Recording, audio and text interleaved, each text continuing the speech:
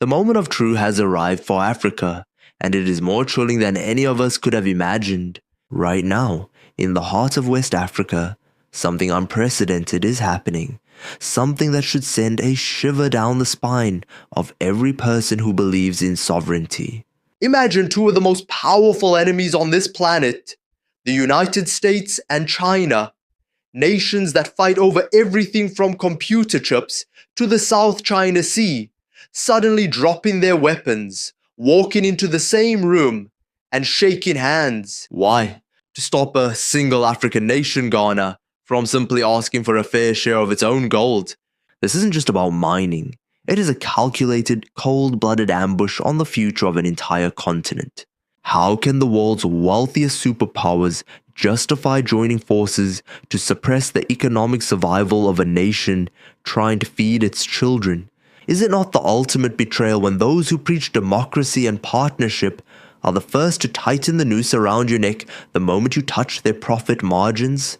Or our brothers and sisters across the diaspora, from the streets of Harlem to the heart of London, this is a wake-up call. We see Ghana being cornered, but we also see the rising shadow of leaders like Ibrahim Traoré in Burkina Faso. Men who realized long ago that you cannot be friends with those who only value you for what they can extract from your soil. Traoré is showing us that the path to a new Africa isn't through polite requests, but through the courage to stand alone. This is a high-stakes chess game where the survival of our dignity is on the line. Will Ghana hold its ground, or will the weight of 6 superpowers crush its spirit? In this video, we reveal the hidden trap behind this global alliance and why the Traoré model is no longer just an option. It is a necessity for African survival. If your heart beats for the freedom of Africa, and you refuse to watch our wealth being stolen in broad daylight, hit that like button and subscribe to stand with us. This is our home, our gold, and our future. Share this everywhere to let the world know we are watching. Drop an amen or comment Africa Rise below if you believe it is time for us to stop asking for permission and start setting the terms. To understand why the world's most powerful nations are currently breathing down the neck of Ghana, we have to look at the math. But this isn't the kind of math they teach in prestigious Western universities. This is the math of exploitation. This is the gold paradox. Imagine a man named Kofi. Kofi is 48 years old, living in the shadow of the great mines of Obuasi. His father was a miner, and his grandfather before him.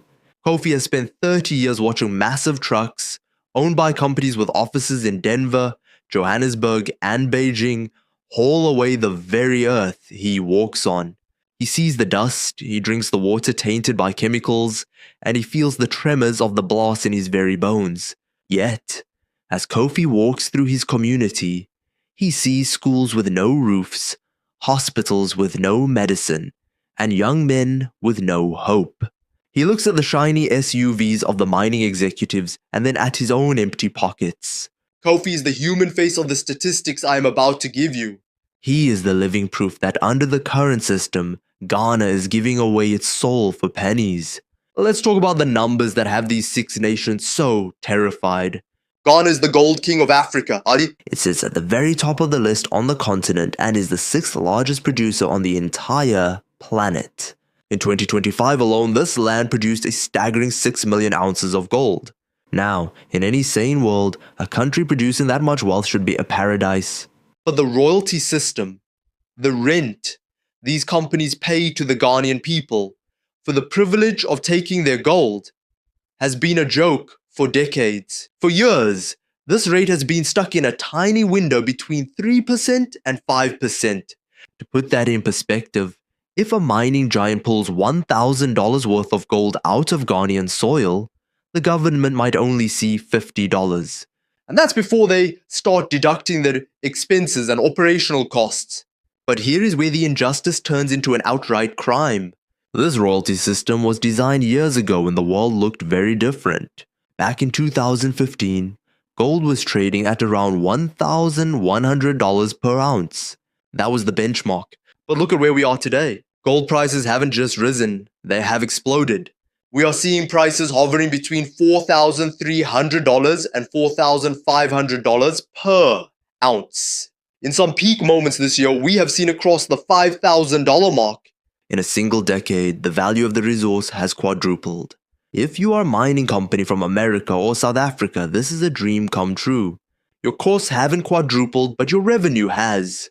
Your profit margins are now wider than the Atlantic Ocean. One American mining giant produced roughly 1 million ounces from its Ghana operations recently. At current market prices, that is $2.4 billion in revenue. Their profit from just that 1 year in Ghana was close to $1 billion. And yet, when Ghana looks at these record-breaking profits made on African soil, by African sweat, and suggests that maybe, just maybe, the royalty should go from 5% to 12% when prices are high, the world screams foul play. The South African firms are no different. One major company paid about $98 million in royalties last year. That sounds like a lot until you realize they made nearly $2 billion from Ghana's gold in that same period. Ghana got less than $100 million, while the company walked away with the rest.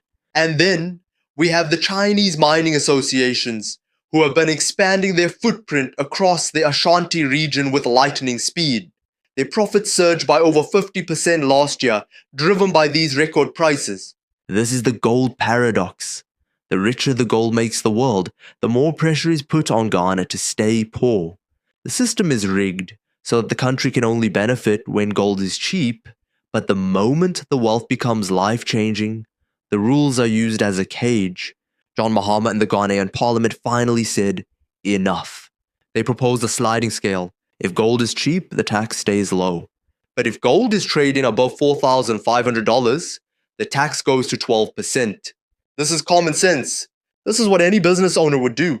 If your product suddenly becomes 4 times more valuable, you don't keep selling it at the old price. But the friends of Ghana don't see it that way. They want Ghana to remain the stable democracy that stays quiet while its pockets are picked. They praise Ghana's elections because those elections haven't challenged their bottom line until now. They love Ghana's open economy because open has traditionally meant open for us to take whatever we want. This is where the vision of Ibrahim Traoré becomes so vital. Traoré looked at the same math in Burkina Faso and realized that you cannot negotiate with a predator while your hand is in its mouth. While Ghana tries to play by the rules of international diplomacy, Traoré is rewriting the rules entirely. He understands that the gold paradox is maintained through fear. The fear that if you raise taxes, the companies will leave. But where will they go? The gold is in Ghana. It is in Burkina Faso. It is in Mali. You cannot move a gold mine to London or Washington. Kofi, the miner in Obuasi, doesn't care about investment climates or stability agreements. He cares about whether his children will have a future that doesn't involve inhaling mercury for a few dollars a day. He cares about why his country is the richest in gold, but its people are struggling to pay for basic electricity. When we see the US and China uniting, we are seeing a desperate attempt to keep the gold paradox alive. They are terrified that if Ghana succeeds in claiming its 12%, every other African nation will wake up and realize they've been cheated for a century. The message being sent to Accra right now is clear. Stay in your place. Be the friendly poor nation we like. But the streets of Africa are tired of being liked. They want to be respected. They want the paradox to end. They want the wealth of the land to finally, for the first time in history, belong to the people who were born upon it. What happened in the halls of power in Accra in early March 2026 was not just a diplomatic meeting. It was a high-stakes ambush. For the first time in modern history, we saw a spectacle that should make every African rethink who their true allies are. Picture this. 6 of the most powerful nations on earth, the United States, China, the United Kingdom, Canada, Australia, and South Africa, all putting aside their deep-seated hatred for one another to walk into the office of Ghana's Minister for Lands and Natural Resources. They didn't come one by one, they came as a pack. They didn't bring different perspectives. They brought a single joint document, a collaborative paper signed by all of them, demanding that Ghana stop its plan to raise gold royalties. Think about the sheer hypocrisy of this moment. We are living in an era where the United States and China are at each other's throats. They are fighting a bitter trade war. They are staring each other down in the South China Sea. They are competing for dominance in artificial intelligence and semiconductors. Washington calls Beijing a strategic threat, and Beijing views America as a declining empire trying to stifle its growth. They can't agree on climate change. They can't agree on the wars in Ukraine or the Middle East, and they certainly can't agree on global trade rules. But the moment an African nation, a nation they both claim to partner with, decides it wants a bigger piece of its own gold revenue, suddenly, the red carpet is rolled out. Suddenly, these strategic rivals become best friends. They sat side by side, sharing the same ink, reading from the same script, and applying the same crushing pressure on a sovereign African government. This joint document was more than just a list of concerns. It was a warning shot across the bow of African independence. The ambassadors told the Ghanaian government that this new 5% to 12% sliding scale royalty would make Ghana uncompetitive. They claimed it would threaten investment and destabilize the economy. But let's look at the strategy map they are playing. This isn't about one tax hike in one country. This is a global chess game where the superpowers are terrified of a contagion of sovereignty. They know that if Ghana, the poster child of Western-style democracy in Africa, succeeds in taking 12% of its wealth during a price surge, then Mali will do it. Then Zambia will do it. Then the entire continent will realize that the old rules were written by the thieves, not the owners. The Chinese intervention was particularly aggressive. While the US used the language of business environment and predictability, the Chinese Mining Association in Ghana went straight to the heart of the matter. They sent a formal letter through Beijing's ambassador, warning that the new royalty structure would threaten the operations of major Chinese-owned mines like the Akiem and Wassa operations.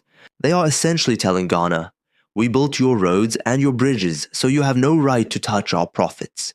It is a cold reminder that whether the master speaks English or Mandarin, the goal remains the same: extraction at the lowest possible cost. And let's not forget the Western giants. American CEOs from firms like Newmont and South African leaders from Gold Fields have been flooding the ministry with private letters since December. They are using their stability agreements, contracts signed years ago, as chains to bind Ghana's hands. They argue that because they signed a deal when gold was cheap, Ghana is legally obligated to stay poor while gold hits record highs of over $5,000 an ounce. One industry insider described this as the most significant diplomatic intervention he had ever seen. Think about that. Not an intervention to stop a war. Not an intervention to end a famine.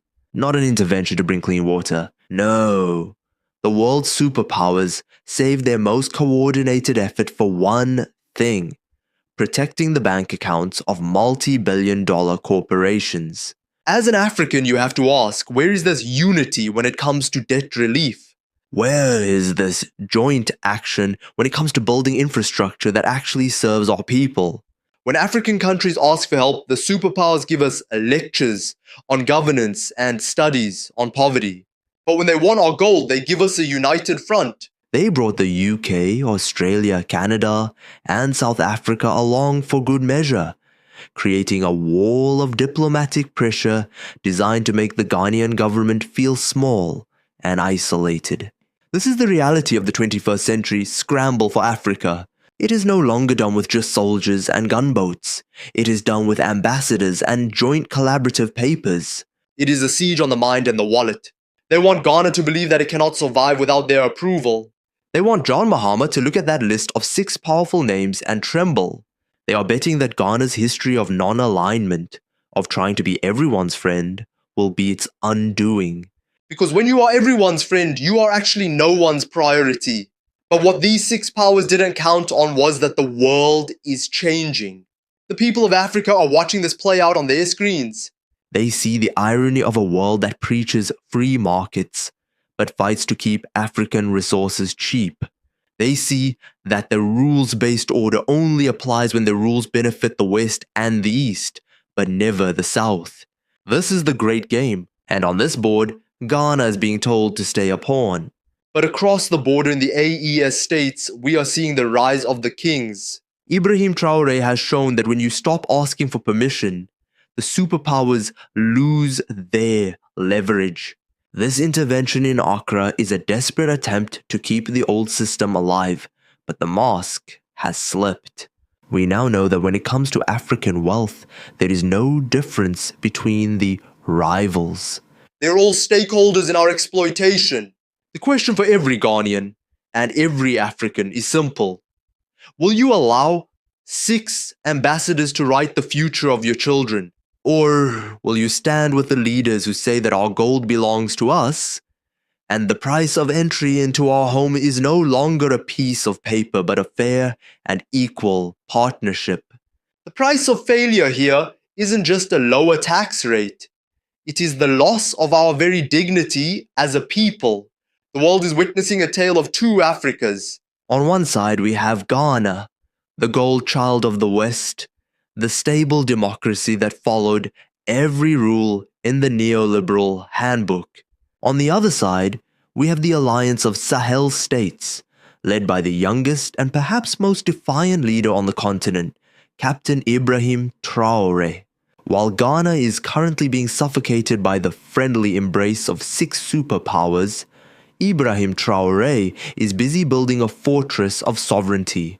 This is the warning that Traoré has been shouting from the rooftops of Ouagadougou. Neutrality without control is nothing more than an invitation to be looted. For decades, Ghana's strategy has been non-alignment. It is a beautiful sounding concept rooted in the legacy of Kwame and Nkrumah. The idea was simple. Be a friend to everyone and an enemy to none. Ghana opened its doors to American security cooperation, European development aid, and massive Chinese infrastructure projects. On paper, it looked like a masterclass in diplomacy. Ghana was the darling of the international community. But as we see today, being the world's darling doesn't mean you are a partner. It means you are a well-behaved servant. Ibrahim Traoré looked at this model and saw the trap. He realized that when you are friends with everyone, you are actually vulnerable to everyone. In Burkina Faso, Traoré didn't ask for a seat at the table. He smashed the table and started building his own. He understood that the gold beneath the soil of Burkina Faso, much like the gold in Ghana, is the only real leverage an African nation has. But that leverage only exists if you have the courage to say no. Think about the strategic map of the AES. Traoré, along with his brothers in arms in Mali and Niger, did what was once thought impossible. They looked at the old mining codes written by foreign lawyers to benefit foreign companies, and they tore them up. In Burkina Faso, Traoré has moved to nationalize key assets. He didn't send a polite letter to Paris or Washington asking for a few more percentage points in royalties. He simply changed the law. He increased state ownership. He demanded that the gold be refined locally on African soil by African hands. Compare this to the current nightmare in Accra. Because Ghana tried to keep all doors open, they now have 6 different locks on their sovereignty. When Ghana tries to raise its royalty to 12%, the US points to their security deals. China points to their infrastructure loans. And the mining giants point to their stability agreements. Ghana is caught in a web of its own making. Traoré, however, cleared the board. He expelled foreign military bases that didn't serve his people's security. He looked at the French nuclear giant Orano in neighboring Niger and supported the move to take back control of the uranium mines. He showed that when you choose your partners based on mutual respect, rather than desperate dependency, the world treats you differently. It is hard to imagine those 6 ambassadors walking into Ibrahim Traoré's office in Ouagadougou with a joint paper demanding lower taxes. Why? Because they know the answer would be a firm, non-negotiable rejection. Traoré has created a red zone for exploitation. He has shown that the only way to deal with global superpowers is from a position of centralized control. While Ghana's Minerals Commission head has to dismiss arguments and explain why 12% is fair, Traoré simply states that the resources belong to the people, and any company that doesn't like the new terms is free to leave their equipment and go home. We must speak about the price of being liked. For years, the West praised Ghana for its openness. But that openness allowed companies to use Ghanaian profits to buy mines in Australia and Canada while leaving Ghanaian mining towns in poverty. Traoré sees this as a form of financial colonialism. He has inspired a new generation of Africans, especially the youth and the intellectuals in the diaspora, who are tired of poverty reduction programs. They want wealth creation. I spoke recently with a member of the African diaspora, a brilliant engineer named Amara, who lives in Atlanta, but whose heart is in the Sahel. She told me, "We look at Ghana and we see our past. We look at Traoré and we see a glimmer of our future. Ghana is still asking for a bigger slice of the pie. Traoré is taking back the kitchen. This is the shifting consciousness that the superpowers are terrified of." They are not just afraid of losing a few more percentage points in gold royalties in Ghana, they are afraid of the Traoré spirit crossing the border. The AES model is a grand strategy. It is about creating a sovereign bloc that can negotiate as a superpower itself. By uniting Burkina Faso, Mali, and Niger, they are creating a territory rich in gold, uranium, and lithium that cannot be easily bullied. Ghana, despite its wealth, stands alone in this diplomatic fight. Its friends have turned into a circle of pressure. Traoré's warning is clear. If you don't control the value chain, you don't control your destiny. Ghana produces the gold, but it is refined in Switzerland or South Africa. Ghana holds the ore, but the London Bullion Market Association sets the price.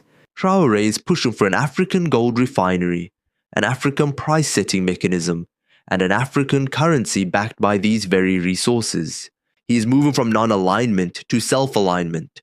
As we watch the drama unfold in Accra, we must ask, is Ghana's democracy a shield or a cage? If a democratic government cannot exercise the will of its people to benefit from its own resources because 6 foreign ambassadors said no, then what is the value of that democracy? Ibrahim Traoré has faced assassination attempts and constant media attacks from the West, but he remains standing because his power comes from the soil and the people, not from the approval of the international community. The tragedy of Ghana is that it has the leverage. It is the #1 gold producer in Africa, but it is afraid to use it. It is like a giant being held back by 6 threads. Traoré's lesson is that those threads only have power if you believe they do. The moment you pull back with the full weight of your sovereignty, those threads snap. This is a game where the stakes are the survival of the African middle class. If Ghana backs down now, it will signal to the world that Africa is still open for business on the old colonial terms. But if Ghana looks across its border and takes a page out of the Traoré playbook, if it stands firm and tells those 6 ambassadors that the era of permission-based sovereignty is over, then, and only then, will the gold paradox finally be broken. The world is not a place of friends, it is a place of interests. Ghana wanted to be a friend. Traoré chose to be a sovereign. One is currently being lectured in his own capital, the other is busy building a new world. Africa must decide which path it will follow. If Ghana blinks now, if President John Mahama and the parliament in Accra decide that the pressure from 6 ambassadors is simply too much to handle, the cost will be paid by generations of Ghanaians who haven't even been born yet. This is the moment where the price of failure becomes a physical weight. We aren't just talking about a few percentage points on a spreadsheet. We are talking about the difference between a nation that owns its future and a nation that is perpetually on its knees, begging for aid from the very people who are currently looting its gold. Let's look at the human cost. Think about Adjoa. She is 42 years old, living in the mining hub of Tarkwa. Adjoa is a mother of 4, A woman who has spent her entire life in the shadow of the giant pits that scar the earth.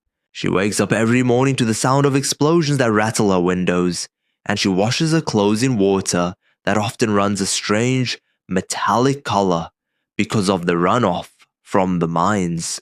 Adjoa lives in the richest gold-producing region in Africa, yet she struggles to pay the school fees for her eldest daughter.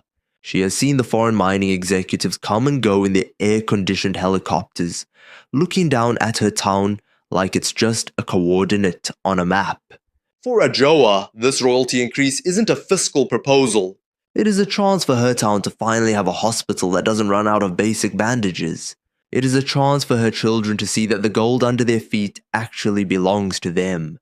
If Ghana fails to hold the line, Adjoa's children will inherit the same polluted water and the same empty pockets that she did.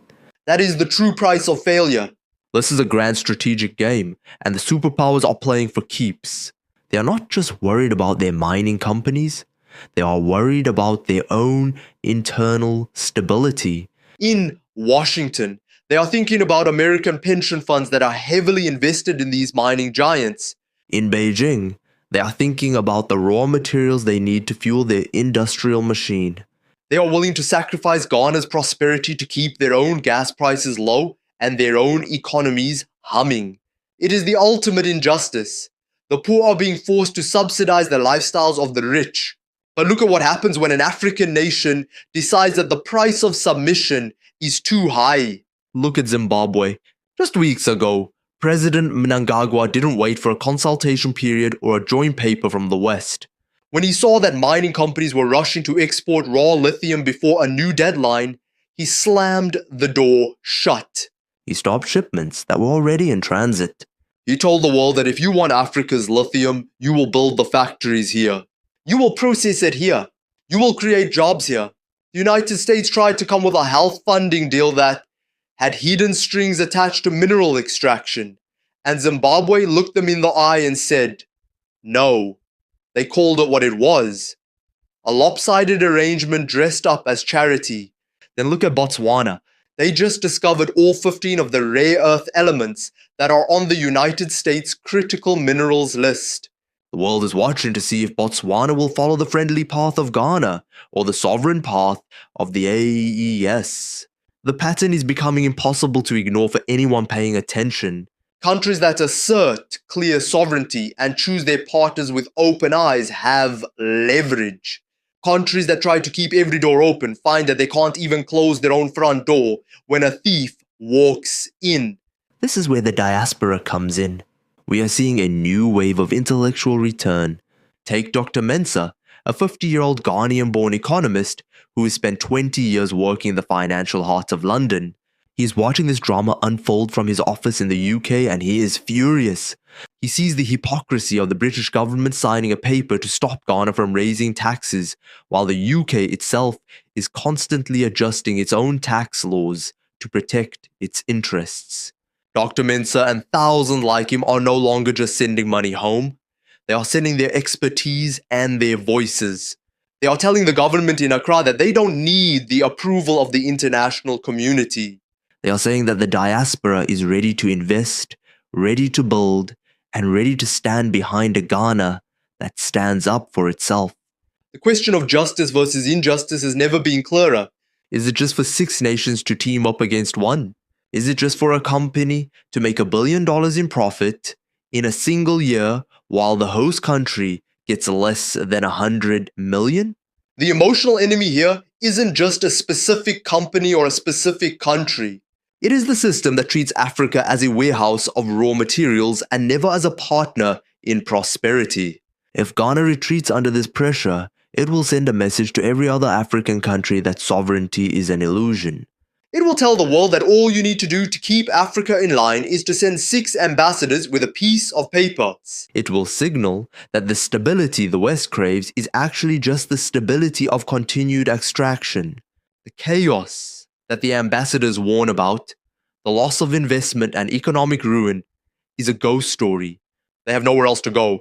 The gold is in Ghana. The gold is in the Sahel. These companies will complain, they will lobby, they will threaten, but They will not walk away from the richest deposits on earth.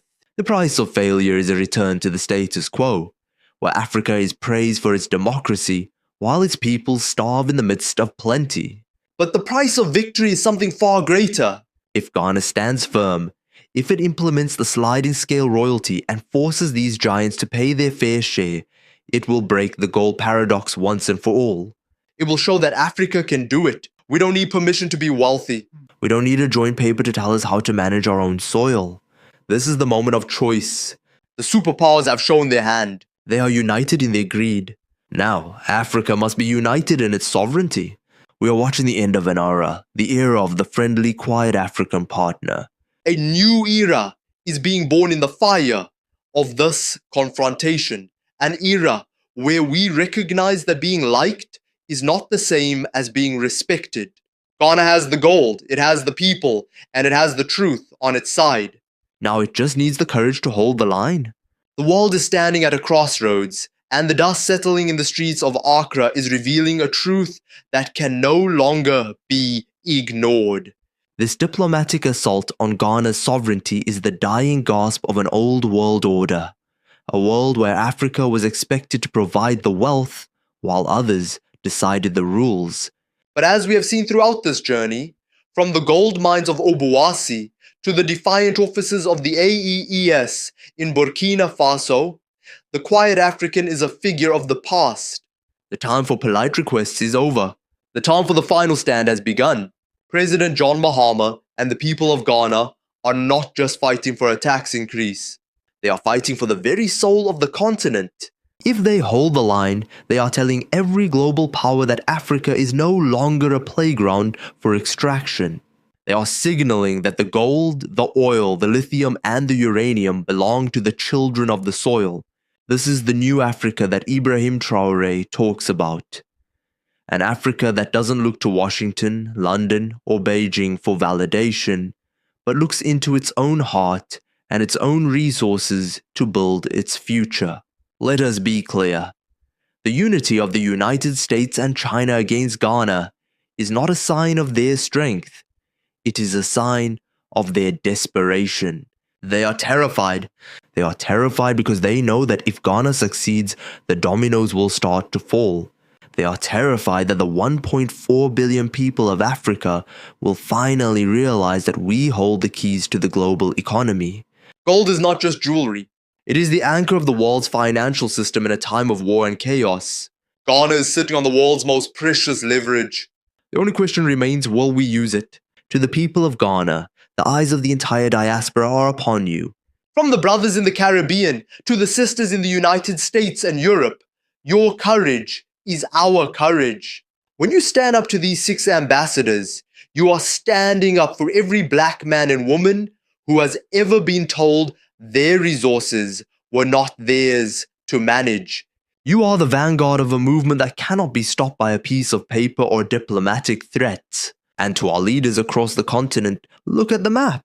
Look at the alliance of Sahel states. Look at the courage of Ibrahim Traoré. He has shown us that the price of sovereignty is high, but the price of submission is even higher. We can no longer afford to be everyone's friend if it means being our own people's enemy. We must choose a side, and that side must be Africa. We must build our own refineries, set our own prices, and back our own dreams with the wealth that God put beneath our feet. This is more than a video. This is a testimony. It is a call to recognize that our prosperity will not be given to us. It must be taken. It must be protected. It must be nurtured. We are moving toward an era where Africa can do it is not just a slogan, but a lived reality in every village and every city. As we close this chapter, I want us to perform a sacred act of unity. If you believe that Africa's gold belongs to Africans, if you believe that the era of being bullied by superpowers is over, and if you stand with the vision of a free and sovereign continent, I want you to do something right now. Leave a comment below saying Amen to claim this victory for our land. Comment I stand with Africa to show these 6 nations that we are not a fragmented people, but a united force. If your heart beats for the freedom Traoré speaks of, then subscribe and join this movement. We do not ask for permission anymore. We set the terms. We are the owners. We are the future. May God bless the soul of Ghana, and may the spirit of true independence fire up every corner of our beautiful continent. Africa, rise. The gold is ours.